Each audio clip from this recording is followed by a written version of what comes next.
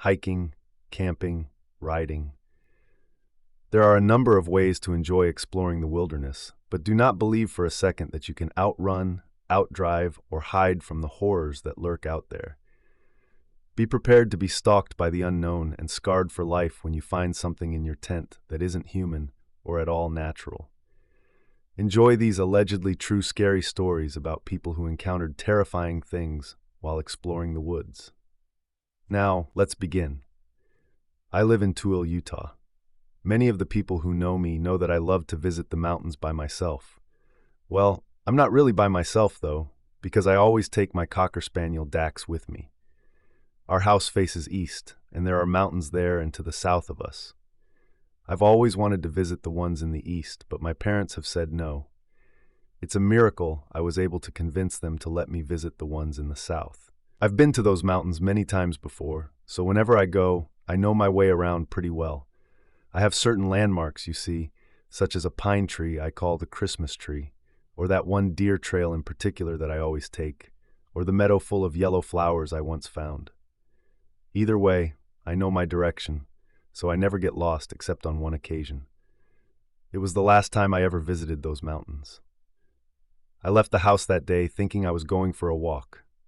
I live in the middle of a nice, modern neighborhood. I was walking around the place when I saw the mountains in the distance. I wanted to go to them so badly. I asked my mom in a text if I could go, and she responded by telling me that I basically had 2 hours. I was overjoyed. The place I live has a lot of fields near it, and then, of course, all those mountains. In front of the mountains east of my home, there is a field called Angel's Grove. Running south alongside that field is a dirt road that leads to one of the richest places in Tooele, Cassidy Lane. On Cassidy Lane, right before the last huge house, there's some sort of mechanical shed. This has a short gravel road that leads to it, and directly behind the shed, the mountains start. I was determined to have as much time as possible in those mountains, so I ran all the way up the long dirt road to Cassidy Lane. When I eventually reached the mechanical shed, I was out of breath and exhausted. So was my dog Dax. We climbed steadily up that hill behind the shed and started walking left alongside the hill toward the east. When we had gotten all the way around the first hill, we were facing south. Now, if you were to look directly at the mountains I was in at the time, the ones directly south of my house, all you would see would be the first few hills. These hills are minuscule compared to the hills in the east, but not small enough to see behind them. But behind those hills are many smaller ones, so when Dax and I got around the first one, we had many to climb over. We climbed over several hills and saw all the landmarks as usual. There are plenty of cougars in the mountains near my home, so I was on edge. The very first time I went into the mountains, I saw a 2-day-old cougar print. Every so often, I would stop and listen, making sure nothing bad was there. To top it all off, I've heard a lot of horror stories, so naturally I'm pretty paranoid. I would stop and listen every 5 minutes or so. During one of these times, my dog was starting to look alert. This put me even more on edge, so I bent down and I asked Dax what he saw. He didn't really acknowledge me and kept staring at one spot in the trees. I was starting to get creeped out. All of a sudden, there was a flash of brown fur. My first instinct was grab my drop-point knife. I named it Buck when I first got it, and face whatever jumped out at me. My hand flew down to my sheath, but before I could take out the knife, I saw what animal it was. There were actually 2. They were muley bucks. They looked more scared than I had been, considering they probably didn't expect to see a person out here in the mountains this far. I yelled and scared them off because I was angry at the deer for giving me such a scare. I was then suddenly filled with curiosity of what I would find if I went over to where the bucks had been. So I reassured Dax, and we walked forward to where the deer had bedded down. It was a small clearing of sorts, the size of a large bathroom or walk-in closet. Naturally, there was a lot of deer scat and pressed down grass right where the deer had been laying. Dax was sniffing around, and then I saw bones. Now, when you go in the mountains like this, you have to expect some bones. Carnivores have to eat too. The largest bone I saw was approximately 7 inches long, so whatever this animal was must have been relatively small. maybe a fawn. I looked around a bit more, then took Dax and continued my walk south uphill. Dax and I had been walking for a little while when I saw something a bit out of place. Up ahead, towards the east, there was a big, thick stick standing straight up by its lonesome. Thinking this odd, I walked up to it. The ground it was on was a dirt mound, like the sort a burrowing animal would make, or perhaps the mound of a newly dug grave. It looked like the stick had been put there on purpose. I tried pulling it out, but it wouldn't budge. This made me think of the sword in the stone, so I pulled once more and it wiggled a bit. Other than that, I couldn't get it to move much. So I gave up, took a picture, and trudged on. By this time, I was farther up in the mountains than I'd ever been before. This was territory I'd never seen, and I was loving it. I loved the feeling of seeing something new that possibly no one else had seen before. I was thinking about this when a thought occurred to me. There are a lot of homeless people in Tuil because they're forced out of Salt Lake. They come to live on the city streets, and some even in the mountains. This is well known where I live. There's actually a different field near my house that has about 5 homeless residents in its trees. I visit there only during the day because there's proof that they come at night. I've seen an open pretzel bag there that wasn't there before, new blankets, a different latrine, and more things added to their stash. I was thinking about this and remembered that the same time I saw that cougar print, I also saw a very well-designed hobo hut overlooking the city. They live in the mountains out here too, and since I'm a teenage girl, I am unfortunately very vulnerable. I put 2 and 2 together and figured the stick I'd seen was probably some sort of marker or landmark for a homeless person. I merely shuddered at the thought, but kept on going south away from home. I checked the time on my phone. I gauged that I had about 40 minutes left until I had to turn around, so I picked up the pace. Eventually, I came to yet another clearing, except this one was a little bigger than the last. I took about a full minute to stand completely still and just listen. As I listened, I looked around. Suddenly, a flash of brilliant metallic light caught my eye. What the heck, I thought. I walked over to the thing that was flashing on the ground. When I came to it, I realized what it was. It was a circuit of sorts.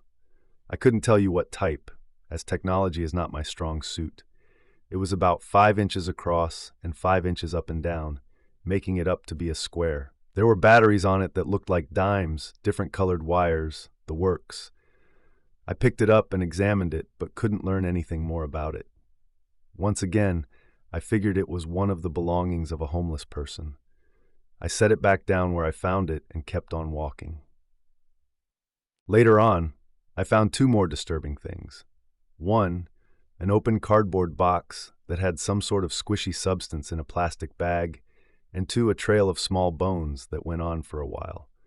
Some unfortunate animal had been dragged by some carnivore and lost some of its bones along the way, I guess. This one seemed to also be a fawn by the size of the bones. I checked the time on my phone again and resolved that it was time to turn back. All of a sudden, I stopped dead in my tracks. I heard a wailing sound from far away behind me in the southeast. I turned about in every direction, but didn't see anything weird. I was scared because the sound was extremely unnatural. It was wavering and warbling. It went from one note down to another, then right back up to the same note. It repeated this over and over, and it was so quick. If you listen to a violin and hear the vibrato, it was just like that, except longer. I turned around again. The area I was in was a huge coniferous forest, so I could not see the sun at all. I was in pure shadow. If I couldn't see where the sun was in the sky, I could not as easily tell which direction was which. I was walking in the direction I thought was north, but then I second-guessed myself. I began to look around in doubt. I have never ever been lost in the mountains, but that day I was. I turned to what I thought was south and began to go in that direction. After about 100 steps, I decided not to go that way. It didn't feel right. Come to think of it, no way felt right. I sat down on a rock resignedly and tried to think logically, to think straight. I was, in truth, quite afraid. I was on edge and very jumpy at that point. I very much was lost. I surveyed the trees above, trying to decide if I could climb any of them to see which direction the city was. I saw one that looked easy enough, So I tied Dax off on a sturdy branch, patted his head, and began to climb. Unfortunately, I was only able to climb approximately 15 feet before my arms couldn't reach the branches. I reluctantly climbed back down the tree. I went over to where Dax was tied off and sat on the same rock. Even if I did know the way home, I would have gotten back 3 hours late. I tried calling people several times, but I had absolutely no service. Nada, zilch, 9. I thought through my options carefully and deliberately. I concluded that the best thing to do was try going home one more time, and if I didn't find the way, I would simply have to stay the night. The thought of staying the night in these woods with all the homeless junkies and with all the scary stories I've heard terrified me to the bone. My last search for home was my most desperate, but I didn't find my way home that night. By the time I decided to get some rest, it was basically dusk. I thought about how crazy this was. My family was without a doubt worried sick and probably going frantic, calling the police, making search parties, and researching anything that could go wrong in the mountains. I felt horrible about making them feel that way. Also, sleeping in the woods at night with only my dog, scary people lurking about, and cougars and coyotes and snakes, and my ever-present omniphobia was just nuts. I get it, extremely bad in the mountains, the ever-present dread of evil lurking. I eventually had to deal with the tedious task of finding a secure place to spend the night. I looked everywhere. I looked for a cave that was vacant, or a den of sorts, and I even tried to build a temporary shelter. I always knew I was good at working with my hands, but I never thought that I could be bad at making a simple lean-to. I tried to build a fire, but everything was damp, and I was stupid enough to forget matches and a lighter.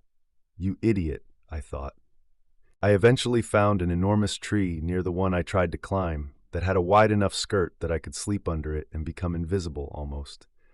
I had settled down on the cold dirt ground, using my jacket as a blanket, and snuggling Dax to keep us both warm. That's when I heard something. It was a low rumble, but then it grew louder and louder, and I realized it was the sound of Dax growling. I felt his chest vibrating under my hand. "Oh, you've got to be kidding me," I thought. I whispered quietly, "What is it, boy?" He was staring somewhere into the trees outside the one we were sleeping under. He proceeded to bark and howl. I shushed him and held his mouth shut so as not to alert anything that we were there, whatever it was. Dax continued to make loud sounds from under my hands, too loud for my comfort. So I petted him and kissed his now dirty head, and I told him it was all right. Secretly, I trusted his intuition better than my own, and mine was making me very nervous. He continued to stare out into the trees ahead. I looked into the direction he was looking, but since it was nearly pitch black, except for the light of the moon, I couldn't see anything. Then an awful thought occurred to me. What if there's a person out there, or a cougar, or something? I immediately took out my knife, bucked back, and quietly set up. I scooted back to the trunk of the tree, taking Dax with me so nothing could sneak up behind us. I knew that cougars could sleep in trees and that they would be asleep by now, but I still looked above me just to make sure nothing was there. Dax continued to howl, and I was getting mad. I scolded him and told him to be quiet. He whined a bit, but finally obeyed. Slowly, I opened the backpack to take out my flashlight. I turned it on, and I pointed it in all directions. But still I didn't see any sign of anything bad at all. But then I was petrified. I heard something in the distance. Something loud. This was like nothing I'd ever heard before. Like the warbling sound. It had made my blood run straight cold. My head swiveled around. The sound was like a shriek of something awful. I could not put my finger on what it was, but I was scared out of my mind. The sound was still in the far distance, but I could tell that it was loud. I was terrified even more than I'd ever been. My hands were shaking as I shone my flashlight everywhere once more. Slowly, I got up, tugging on Dax's leash and sprinting over to the tree I climbed earlier. The leaves and rocks I trod on sounded louder than before. It was lucky I brought Dax with his harness on, otherwise he would have been choked by his collar as I climbed up the tree while holding on to him. I wrapped my left arm around his chest, telling him it was all right, firmly placing my backpack on my back, and I began to climb. One foot after the other, one hand, one breath. Unfortunately, I'm not as strong as I'd like to be, and by the time I was about 10 feet in the air, my arms were shaking violently. 5 more feet, I whispered to myself. Just 5 more feet, and I'd be safe enough for the night. Dax was beginning to slip, so I made the trip as fast as I could. Eventually, I made it to the spot I wanted to be at. It was a huge, thick branch. I pulled Dax onto my lap, and I sat with my back against the tree. I knew there was no hope for sleep that night, so I kept my flashlight out just in case the situation got worse, if it possibly could. I checked my phone very rarely so as to conserve its battery. After a while, my phone read 1:15 a.m. I sighed and held Dax tighter. He was beginning to slip a little. He had dozed off a while back, and now he was snoring full force. I wondered what my family was doing right now. And I wondered if they'd told my friends I was missing yet. I wondered what I would say when I got back. "You got yourself into this situation, you idiot, so you'll just have to tough it out until morning," I told myself. I knew I would make it back. There was no room for doubt. When the sun rose, I would be able to tell which direction I was in. Then I would head north as early as possible. Now I'd been thinking quite a bit to keep myself from dozing off and falling out of the tree, but then I heard something, the sound of leaves rustling. I sat straight up, already alert. I didn't hear anything else, and I thought my mind was playing tricks on me. I'm used to this, because I have to deal with my mind doing that quite often. I leaned back again with my back against the tree trunk. I closed my eyes and sighed. Then the noise came again, a rustle in the leaves. This time, I sat up slowly, so I could hear if the noise happened again, and it did. By the pattern of the sound, the thing that was down there was walking on 4 legs. This was not a person. At the moment, I was worried it could be a cougar or coyote, maybe a fox or bobcat, but this sounded heavier. Then the sound stopped. I held my breath for as long as I could. When I did finally breathe again, it was so quiet, not even a fly could have breathed louder. There was something down there, I thought. It was dangerously close to my tree. After what felt like ages, I heard the rustling again. It was so quiet, I really had to strain my ears. But something was down there, I was sure of it. I assumed that all my moving around had awakened Dax because it was beginning to stir. He moved around a bit, but then he fell right back to sleep. That was a good thing, because he would have noticed something was off, and would start making a lot of noise. I stayed there, sitting up in that tree, my eyes wide open, for who knows how long. But it felt like hours, and probably was. Finally, I began to see signs that the sun would soon be showing first light. I checked my phone. 6:21 a.m. I was grateful that I would have light soon, but the wait was nearly unbearable. I figured I could climb out of the tree a minute or two before I actually saw any light. I thought that whatever had made those sounds in the night was gone. I was so wrong. I was just about to wake Dax up when I heard the most horrifying thing yet. To this day, I can still remember exactly how it sounded. It was so much worse than the mysterious shrieks I'd heard before in the night. There was a sing-song voice from below. I tensed up and my eyes flew wide open. I knew where that sound was coming from. It was coming from directly beneath my tree. I didn't dare move or breathe or do anything. All I could do at that moment was sit still and listen to see if whatever it was spoke again. Maybe it had something to do with basic survival instincts. Moving my head to see under the tree was not safe, nor was answering the call, obviously. So all I could do was sit. Came the call again. I was absolutely petrified. The sound was evil in and of itself. It sounded like whatever was down there had 3 sets of vocal cords, like there was more than one of them speaking. Its voice was unnaturally high at the same time it sounded masculine, if whatever it was even had a gender. As slowly as I could, I deliberately inched my hand toward my hip where my knife was sheathed. I quietly unbuttoned it and gently pulled it out. It was still dark, even though it would be light soon. I slowly drew my knife up to me and held it as tight as I possibly could. "Hey you," came the evil voice from below. "I know you're up there." The creature seemed to have an issue with stuttering. It said the last part in a sick voice as if to rub it in my face that I was doomed. I was starting to get more angry than scared. I hated, loathed whatever was down there for trying to torment me. I resolved that if whatever it was tried to speak to me again, I would threaten to take away its miserable life. Surely enough, the call came again. You should come down to me. I was furious. I could feel my face heating up with fear, and I knew that answering this thing could not do any good, but I wanted to do everything in my power to get rid of it. I'm not coming down, I said, my voice trembling, and I swear that if you try to make me, I'll kill you. Don't even think about it. That voice was the voice I used when I was most angry with my siblings, or at least I was trying to make it that way. It was supposed to sound dangerously quiet and level, like the calm before a storm, but it came out sounding more like a scared teenager's voice, considering that's what I was. I heard laughter coming from below me. It wasn't deep or dark, but high-pitched and mischievous sounding, like that of an evil jester. Like Hop Frog, one of Edgar Allan Poe's characters. It seemed to find my attempt to sound intimidating amusing. I knew that getting rid of this thing would be harder than a simple threat. I decided that I would take a peek below me, just to see what the heck was actually down there. I figured it was either a person or some evil being playing a trick on me. Cautiously, I moved my head, inch by inch, like in the telltale heart. I felt my heart beat faster. I tilted my head slowly to the right and down. Then I ever so steadily bent it so it was facing downwards. I did all this with my eyes closed. I finally slowly opened them. To this day, I regret that. What I saw was disturbing. That thing was grayish in color and naked. This thing was on all fours for sure, but in a way that was unnatural. It was sort of crab walking.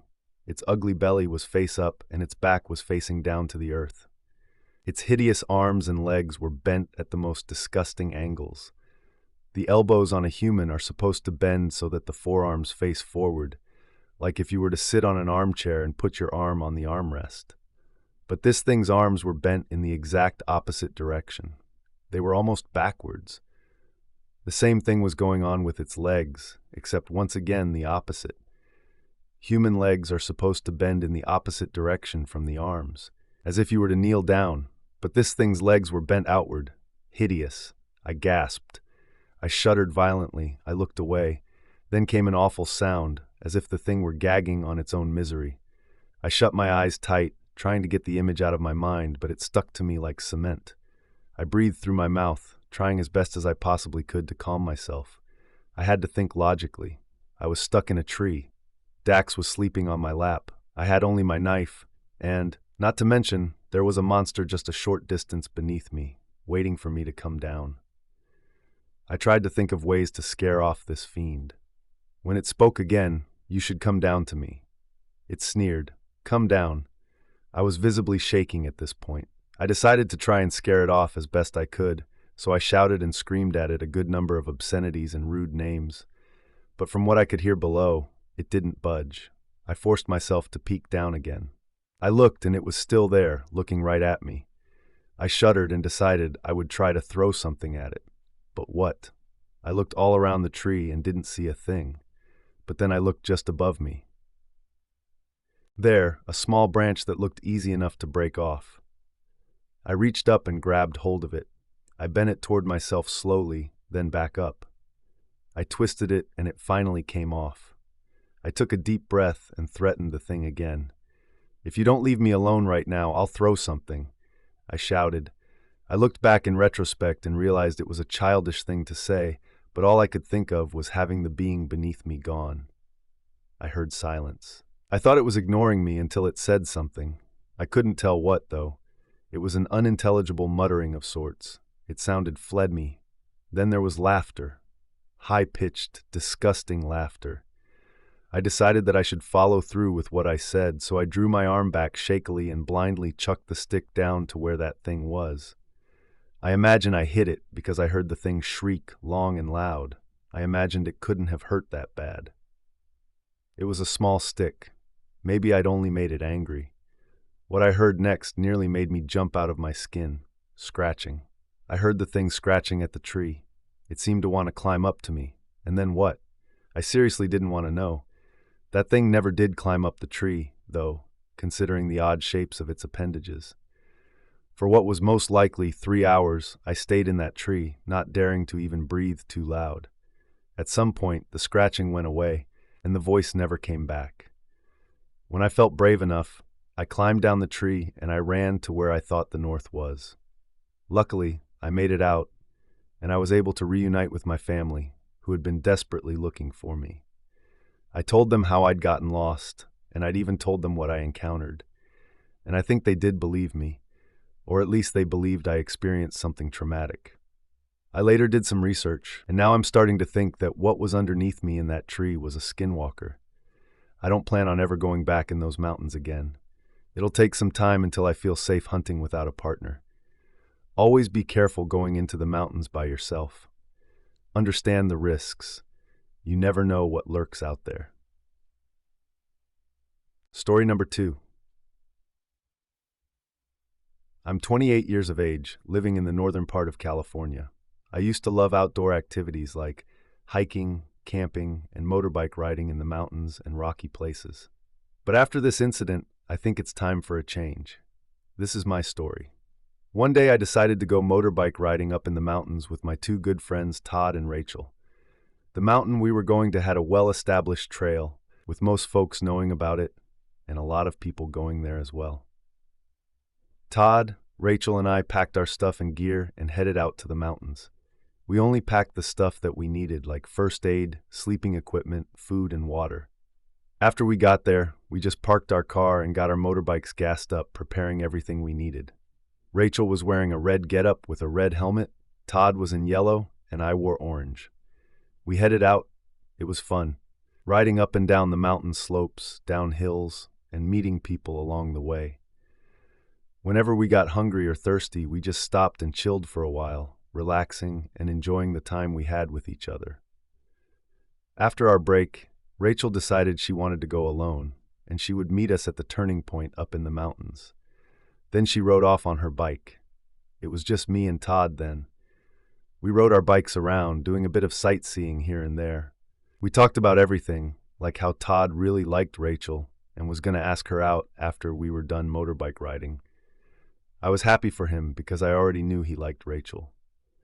After that, we headed out to the turning point where Rachel said she was going to be.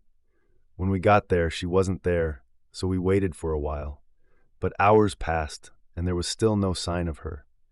Whenever people passed by, we asked if they'd seen a girl who drove a motorbike around wearing red, but no one said they saw her. After those hours passed, we started to get worried. We decided to head down the mountain and look for her there. It might take a while, but we would do whatever it took to find her. Rachel was a good friend. We would never leave her out there all alone. We rode slow, yelling her name, asking more and more passers-by if they'd seen her. But still, there was no luck. Eventually, it was getting late and dark, so we headed up the mountain. We saw a group of people walking down, so we asked them if they'd seen a girl in red on a bike. An older couple told us that they took a picture with her. Apparently, she had told them she was heading down to the stream for a better look.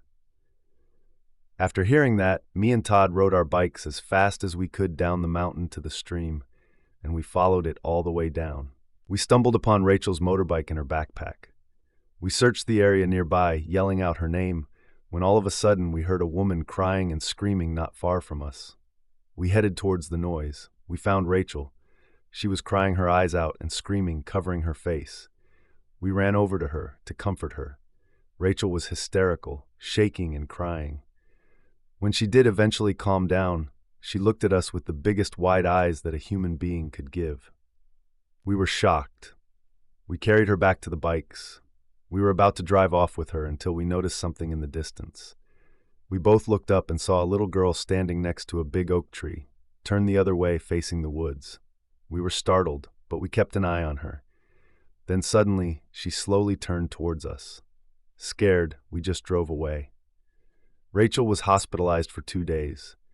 We didn't know what was going to happen to her, but we stood by her side the whole way.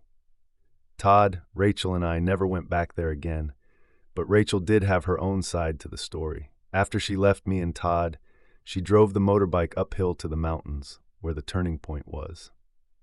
She met a lot of people up there. She took pictures and videos with the family members and their loved ones. An old couple she took a picture with asked why she came alone in the mountains.